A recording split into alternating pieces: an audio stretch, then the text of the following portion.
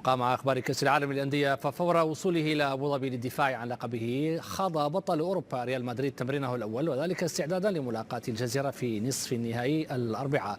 النادي الملكي المدجج بالنجوم وفي مقدمتهم أفضل لاعب في العالم كريستيانو رونالدو يسعى لتأكيد هيمنته على اللقب والتتويج به للمرة الثالثة، حيث تبدو فرصته مواتية حين يلاقي الجزيرة المستضيف.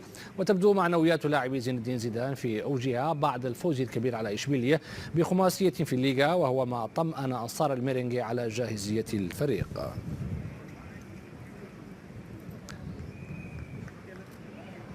أعلن مدرب تشيلسي أنطونيو كونتي غياب المهاجم الفارو موراتا عن المواجهة ضد هدرسفيلد ضمن الجولة 17 من الدوري الإنجليزي الممتاز. كونتي أوضح في تصريحات قبل المواجهة نشرها الموقع الرسمي للبلوز أن اللاعب الإسباني يعاني من التعب ومن مشاكل في الظهر، كما أكد كونتي استمرار غياب دافيد لويس بداعي الإصابة.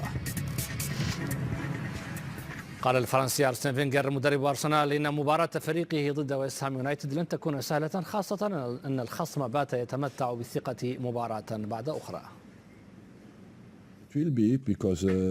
خصمنا استعاد بعض الثقة بعد فوزهم الأخير على تشيلسي، لذلك سيحاولون السير على نفس المنوال.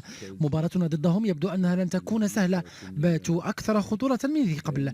مدربهم ديفيد مويز يتمتع بخبرة كبيرة وسيعيد بناء الفريق بشكل جيد مرة أخرى، وقد أظهر ذلك في الآونة الأخيرة، لذلك أنا لست مندهشا، لديه الكثير من الخبرة في الدوري الممتاز.